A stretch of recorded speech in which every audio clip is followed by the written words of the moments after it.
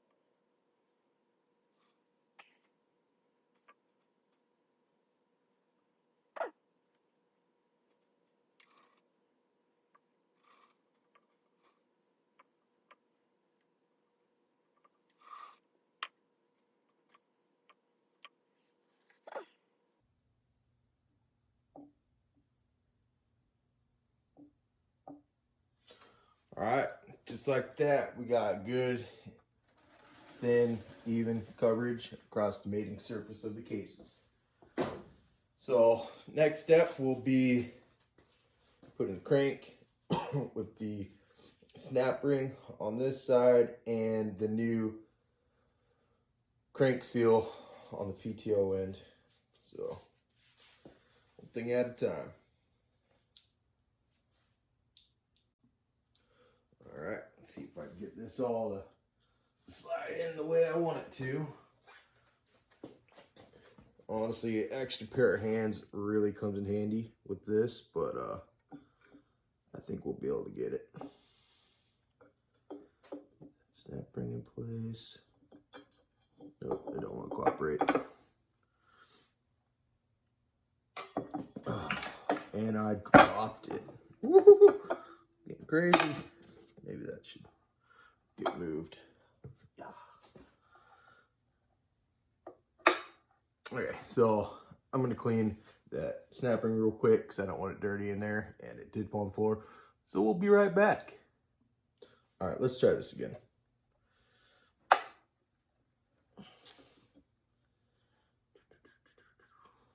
see. Grab it like this.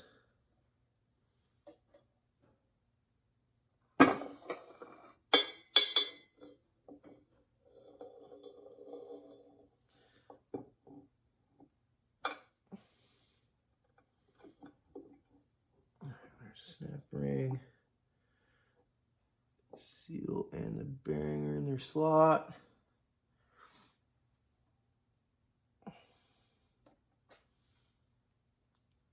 Snap bearings sit all the way in the case. Something like that. I'm liking it. I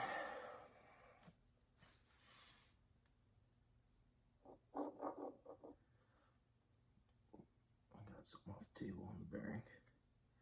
Get that out of there. All right, let's throw this up the case half on here.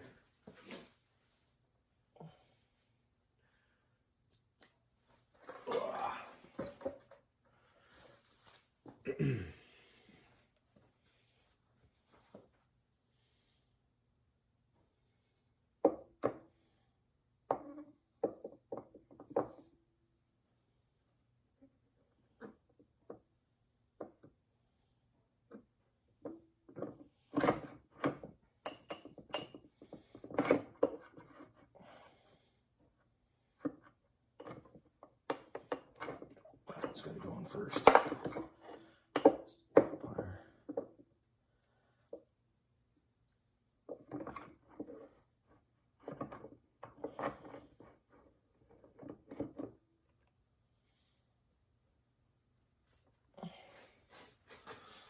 All right.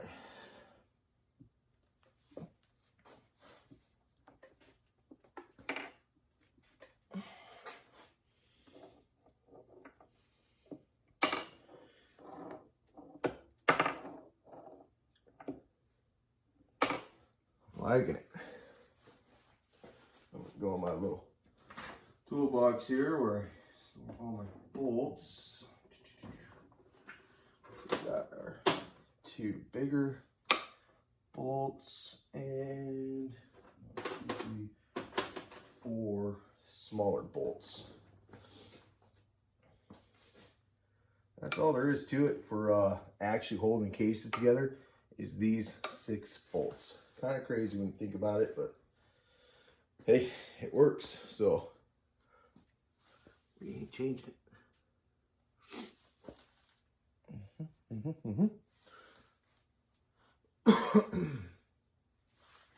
Yeah, buddy. Let's see if I can get this spun around in a position so we can get some bolts put in it.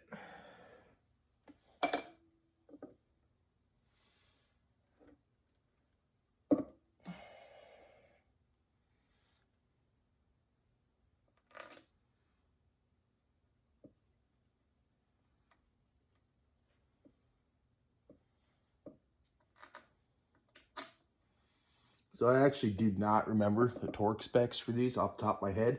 I am going to have to look it up, but it's not a big deal. I think it's around 22 foot-pounds for the crankcase, but I don't know. I can't remember.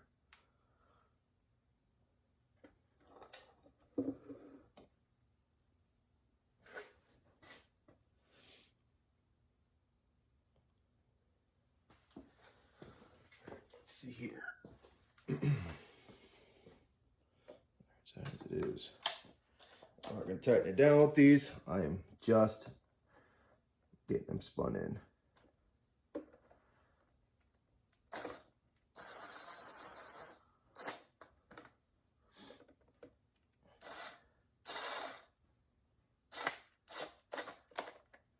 Okay. That's a 1/2 inch, I think.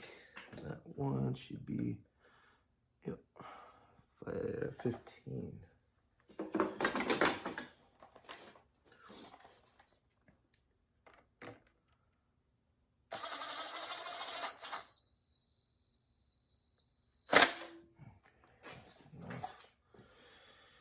Should hold it so we can pick her up, flip her over, and get the other side going here.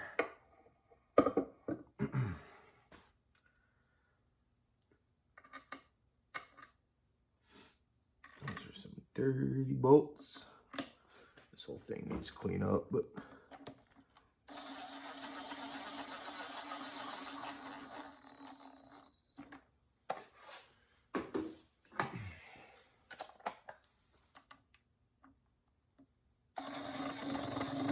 oh, that little brass case drain is getting in my way here. No, I don't trust that.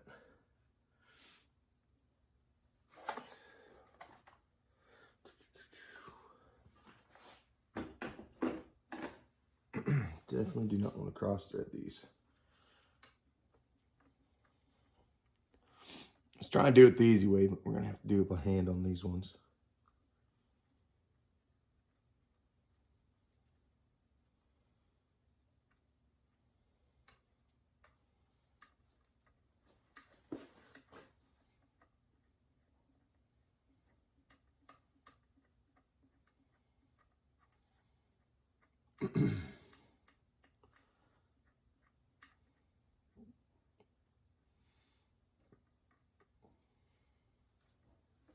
So like I was saying, I don't remember the torque specs off the top of my head, so I actually need to go look that up real quick. But once I get that figured out, I will be right back to getting on this. All right, so torque specs for the crankcase bolts on a 700 big block. Smaller ones, these four here, are 20, 24 foot-pounds. These two large ones here are 26 to 30 foot-pounds. So the way you're going to want to do it on these is 1, 2, 3, 4, 5, 6 in that order.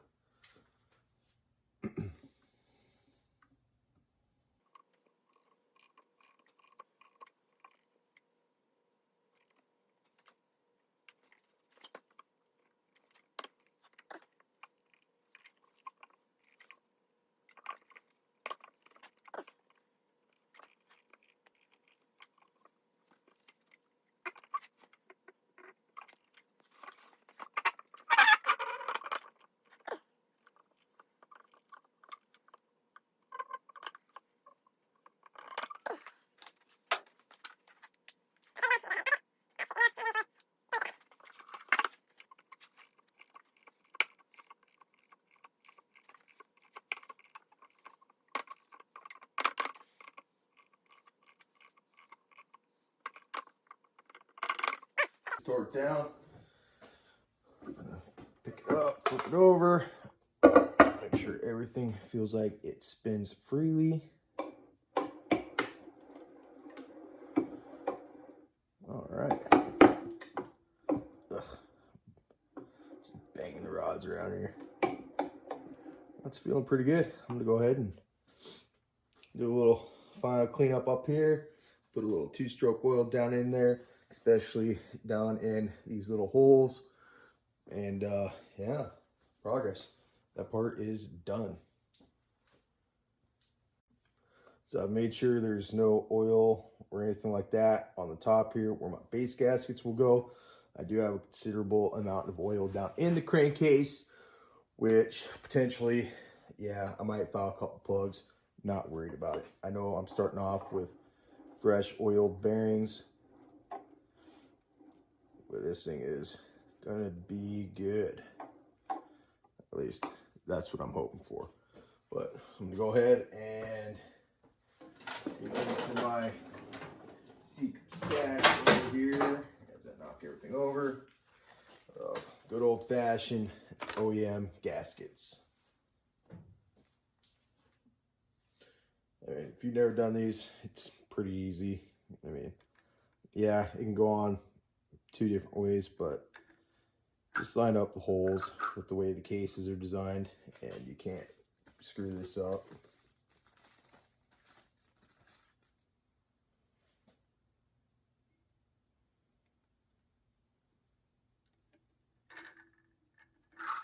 And I do like these over aftermarket gaskets. Like the big bore, I actually used aftermarket gaskets, but that was purely because, oh, can't even see. That was purely because I got the gaskets for the big bore build for free. Yeah, I didn't pay for those. One of my buddies had a local machine shop, ended up hooking me up big time. Yeah, he gave me all the gaskets I needed for that big bore build for free, and super appreciated that, because when you work on these things all the time, just gaskets alone gets freaking expensive. I mean, yeah, not cheap. So, yeah, so I'm going to scavenge around and look to see what cylinders I want to use. I have several laying around, lots of good ones, a couple bad ones, but yeah, time to pick out what we're going to use. All right, so I decided on these cylinders. These are the ones that originally came from, actually, this motor's going back in. But yeah, these came off the motor. I put the big bore in, so they look pretty good. They don't look glazed over or anything. I can still see the cross hatches, so I'm not going to put a hone on them or anything like that, because with the cross hatch there and it's not glazed, I should be able to get a good seat on the rings.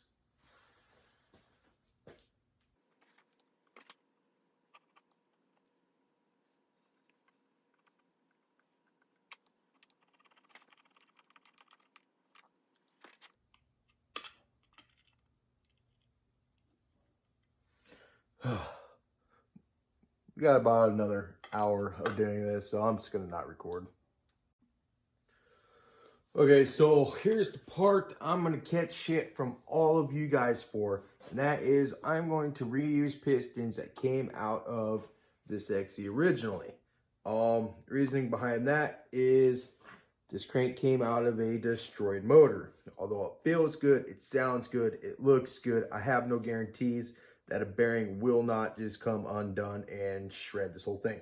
So, and two, these are good pistons, man. This thing had great compression before I tore it apart and put the 97 motor in it and put the big bore on the original 98 motor.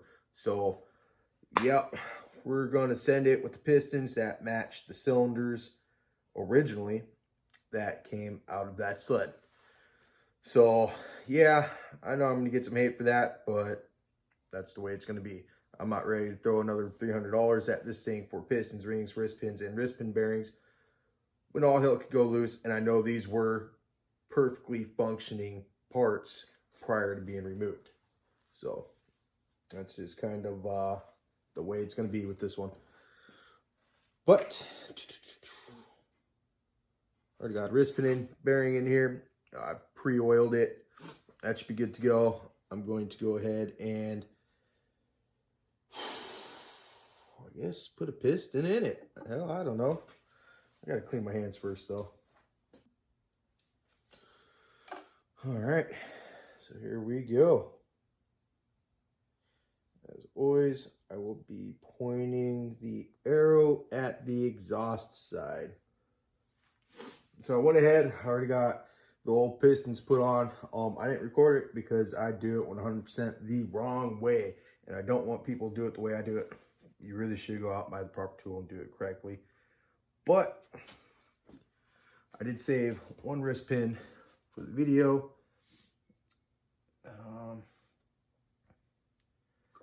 Just gotta be careful because these things will go flying on you.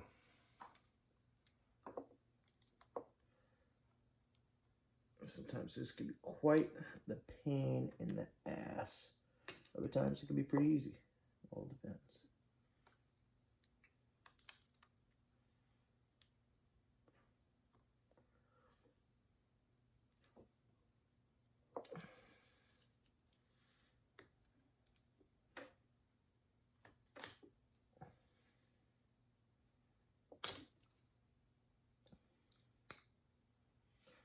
All right, got the circlip in there, so to make sure it is fully seated all the way around.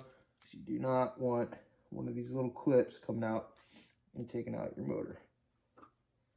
That would be a huge bummer. So I got this all the way seated, and my gap is right here at the bottom. That's where I like to have them, either at the very bottom or the very top. I mean, that is looking good. I guess we are pretty much ready to throw some cylinders on this thing. Alrighty. Let's set this on top of that one for the moment being. Of course, the arrow is pointed to the exhaust. Gotta get my rings lined up with their pins. sure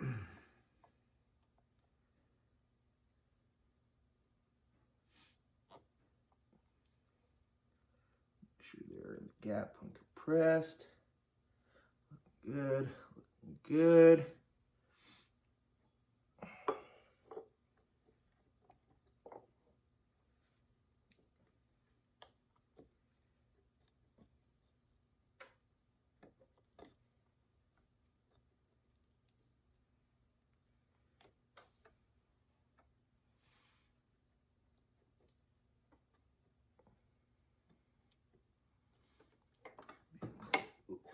There we go.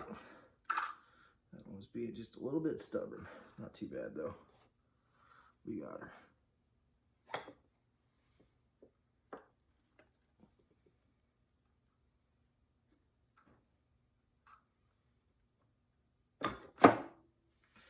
All right.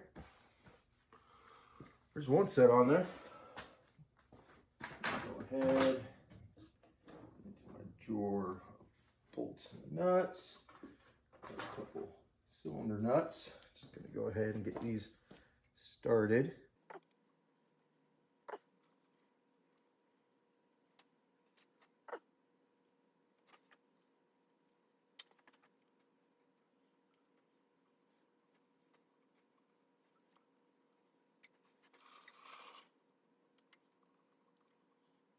Here, messing with this one. Might as well remove this old head gasket here. Some other one already fell out, but sometimes after these have been sitting here for a while, they can be pretty darn stubborn. They don't want to let go. Just grab it. Boom. Done. So I'm going to go ahead and get the other cylinder thrown on there real quick, and we'll be back. All right, we got the cylinders on, torqued down. I lubed them up, making sure everything is nicely coated in oil.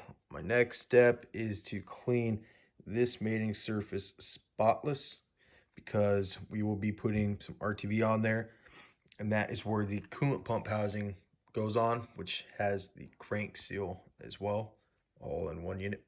So you need to have that super, super clean, and we're gonna go ahead and get that taken care of. Next thing's next, I gotta clean up the coolant pump housing. This is where it mates to the crankcases. So you gotta get all that silicone, everything scraped off. Pretty much the only real crucial parts to clean is right here where the silicone is. So we're gonna go ahead and get after that. Cool, so surfaces are clean. However, we still need to install a crank seal in this. I got a little trick. I'm hoping it works. So it is 20 below outside. I have my crank seal out here getting cold. That's gonna make it contract in size. And here I have a hair dryer on my housing. This is where that seal goes. So hopefully I'll do it for around 100 degrees. And that'll be enough to make this contract. So basically this will get bigger, where the seal will be smaller, and make it easier to install. All right, so the new crank seal is installed. A little trick I learned a while back, like if you were to use a hammer on this, you will never get that thing in there correctly.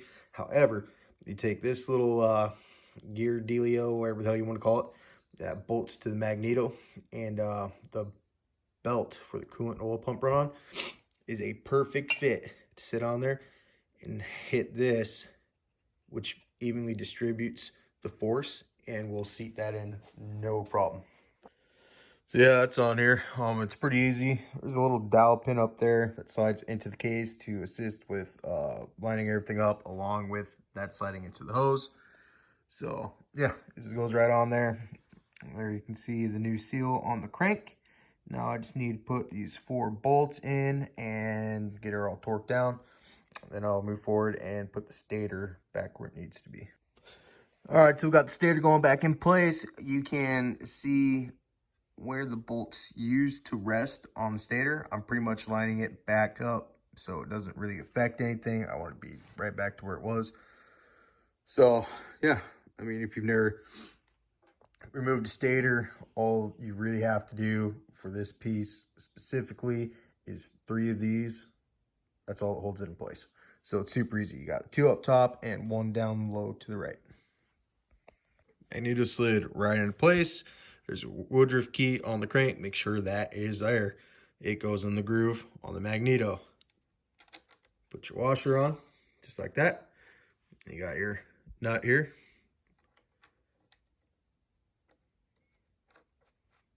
Boom, it's done. Don't even have to torque it down. No, I'm just kidding. You do, but I'm going to go ahead and do that off camera. Next, it goes on the motor is my handy dandy crank seal installer tool. That'll go right on up in here. And also the flywheel, I guess you would call it. I don't know. This is what the recoil engages on to start the sled. And you just put all your little bolts through there, and that holds all that on there. Now that all of that is installed, we can go ahead and put our little vacuum cleaner belt on, also known as the oil and coolant pump belt. The little vacuum cleaner belt joke thing is because apparently there are vacuums sold with this exact same belt. So, yeah. Okay, I need 2 hands. Oh, wait. Maybe.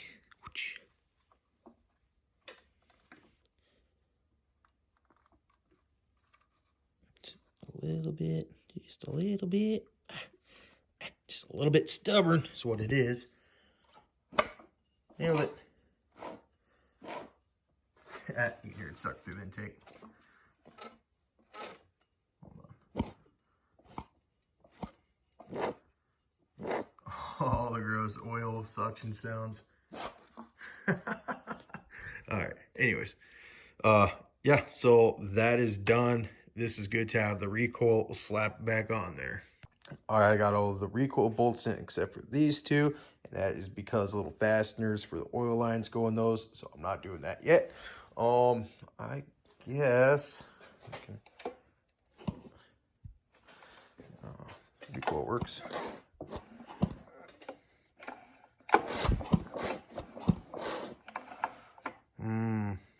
Yum.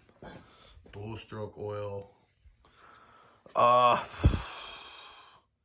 Hell, I guess this thing's ready for some new head gaskets. So I have to pull these 2 and then clean up the head and throw it on there. All right, into my little stash of goodies. We need 2 of these. We need 2 of those. That should be good for head gaskets.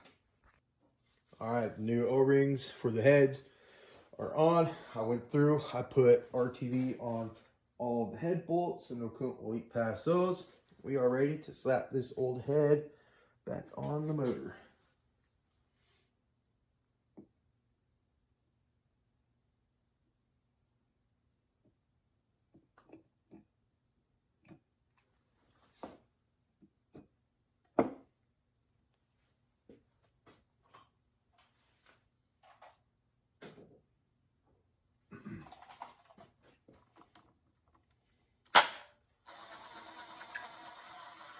They're not tightening with the impact, just snugging them up.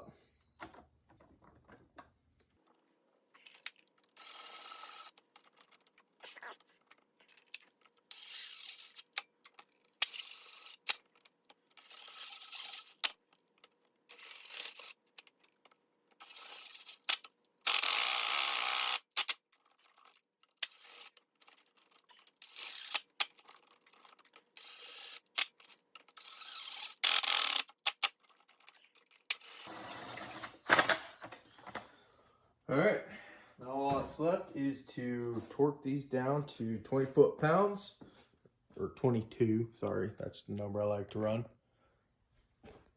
But as far as the motor goes, otherwise it is complete. The bottom end is together, the top end is together, everything's torqued down, minus the head. I'm not gonna video that just because I don't really see the point. Yeah, I mean, there she is, boys. She's back together. Probably gonna end the video there. Hopefully next video we'll be putting in here and first start on the absolute budget built motor. Now when I say absolute budget built, I mean absolute budget built. The only thing I have actual cash money into is gaskets. The crank seals are free. The gaskets are OEM Polaris. I bought those the other, I don't know, a while back because I like having them. And yeah, I don't know. I just used crank that came out of a free sled. Cylinders and pistons. I'm not really sure if they were the ones from the 770 big bore or if those are the ones from the blown up motors, because I just kind of put them all in the same area. And yeah, used cylinders, used pistons, used wrist pins, used wrist pin bearings, used rings. I did not refresh anything in there aside from cleaning. Yeah, but I mean, theoretically should work. It's all in good condition. The pistons, rings, and all that were matched to the cylinders. I didn't mix and match those. I usually leave them together. So yeah, I don't know how good this is gonna work. I don't know if it's gonna work at all. For all I know, this thing could start and within the first 10 seconds, you know, bearing goes out. But it's all lubed up super good, and pretty much just cross your fingers, hope for the best. I am gonna jet it up, put some phantom jets in because it was lean. Regardless, the death of it was the crank bearings, but it was still lean. It still needs to be richened up. So yeah, we're gonna leave it off on that. Motors together. Gonna put it in the XC sometime soon, possibly later today. I'm not sure because it is like 5 in the morning. Yeah, late nights. But yeah, stay tuned. More projects coming ahead.